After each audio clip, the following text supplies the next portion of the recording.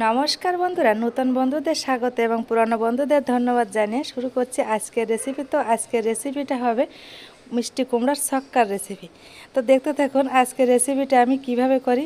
তো বন্ধুরা, প্রথমে দেখার আগে একটা লাইক দিয়ে ভিডিওটা দেখা শুরু করবেন, আর ভিডিওটা প্রথম থেকে শেষ পর্যন্ত দেখার অনুরোধ রইল। আর ভালো লাগলে চ্যানেলটি সাবস্ক্রাইব করে পাশে থাকবেন, আর পাশে থাকা বেল আইকন প্রেস করবেন পরবর্তী নোটিফিকেশন পাওয়ার জন্য।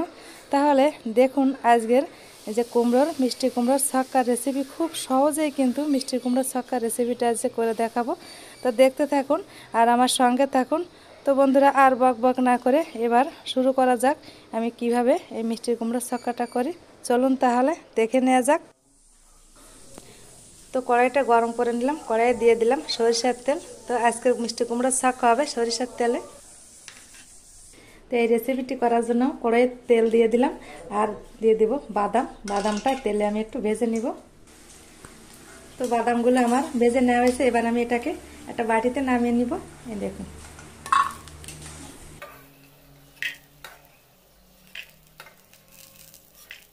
দেখুন, বাদামটাকে আমি ভেজে নিয়েছি। কড়াইয়ে দিয়ে দিব গোটা গরম মশলা, আর দিয়ে দেব অল্প পরিমাণ জিরা।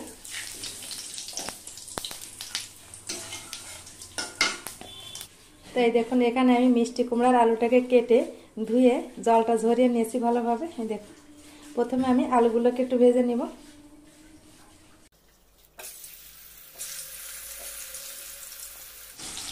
তো এই রেসিপি করতে অবশ্যই কিন্তু কুমড়োর জলটাকে কিন্তু ঝরিয়ে নেবেন বন্ধুরা। দেখুন, জলটাকে কিন্তু আমি ভালোভাবে ঝরিয়ে নিয়েছি। তো আলুটাকে আমি প্রথমে ভেজে নেব, তারপর কুমড়োটা দিয়ে দেবো। কারণ কুমড়োটা তো তাড়াতাড়ি সেদ্ধ হয়ে যায়, আলুটা তো একটু সেদ্ধ হতে সময় লাগে, ওই জন্য আমি আলুটা একটু আগে দিয়ে দিলাম। এই সময় আঁচটাকে মিডিয়াম টু হাইতে রাখবো, রেখে আলুগুলোকে একটু ভেজে নেব। তা আলুগুলোকে মোটামুটি ভেজে নেওয়া হয়েছে, এবার আমি গোটা শুকনো লঙ্কা দিয়ে দেবো। আলু শুকনো লঙ্কাটাকে একটু ভেজে নিলাম, এবার আমি মিষ্টি কুমড়োটা দিয়ে দেব। মিষ্টি কুমড়োটা দিয়ে নেড়ে চেড়ে মিষ্টি কুমড়োটা একটু ভেজে নিব। তবে অবশ্যই কিন্তু আঁচটাকে মিডিয়াম টু হাইতে রাখতে হবে, লো ফ্লেমে রাখতে কিন্তু রেসিপিটা ভালো হবে না। তো বন্ধুরা, মিষ্টি কুমড়া আলুটাকে আমি 5 মিনিটের মতন এভাবে হাই হিটে উল্টে পাল্টে একটু ভেজে নিয়েছি। দেখুন, আমি কিন্তু এখনো কোনো লবণ দিইনি। দেখুন বন্ধুরা,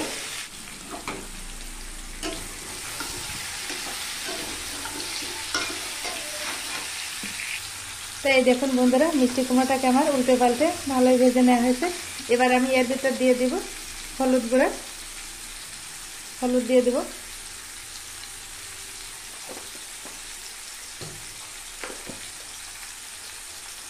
পরিমাণ মতো লবণ। হলুদ আর লবণ দিয়ে আবার একটু উল্টে পাল্টে নেড়ে চেড়ে দেবো মিষ্টি কুমড়া আলুটাকে। দিয়ে দিব আদা বাটা। আমি আদাটা কিন্তু তেলের পরে দিইনি, আমি কুমড়োর ভিতরে দিয়ে দেব। এভাবেই ভাজা হয়ে যাবে।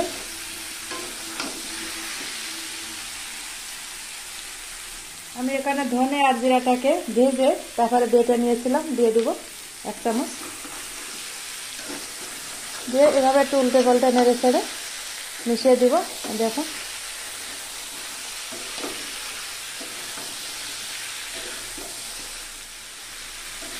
2-3 মিনিটের মতন আমি একটু ভেজে নেব, যাতে আদার কাঁচা গন্ধটা চলে যায়। দেখো,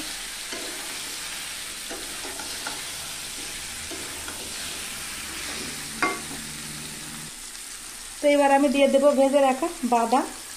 দেখুন, এই বাদামটা দিলে দারুণ টেস্ট হয় কিন্তু বন্ধুরা, অবশ্যই চেষ্টা করবেন এই কুমড়োর ছক্কা এই রেসিপি করার সময় বাদামটা দিতে। মটরশুঁটিও দিতে পারেন, তাই আমি বাদাম দিয়ে করব। দিয়ে দিলাম বাদাম দিয়ে আবার একটু নেড়ে চেড়ে মিশিয়ে দিতে হবে। দেখুন, সমস্ত মশলাটাকে একটু নেড়ে চেড়ে মিশিয়ে দিব।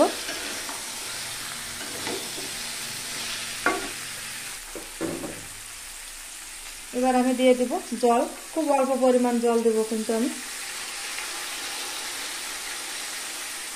দেখুন, তো এই অবস্থায় এটাকে ঢেকে 5 মিনিটের মতো জ্বালিয়ে নিব। কিছুক্ষণ পর ঢাকনাটাকে তুলে নিব।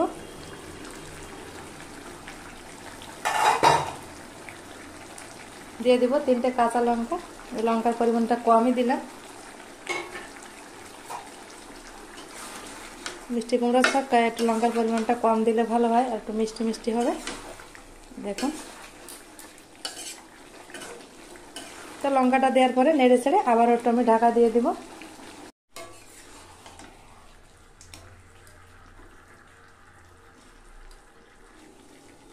এবার আমি গ্যাসটাকে বন্ধ করে ঢাকা দিয়ে আমি 5 মিনিটের জন্য রেখে দেব। তো বন্ধুরা, গ্যাসটাকে বন্ধ করে আমি 5 মিনিটের জন্য ঢাকা দিয়ে রেখেছিলাম। এবার আমি রেসিপিটাকে নামিয়ে নিব। এই দেখুন,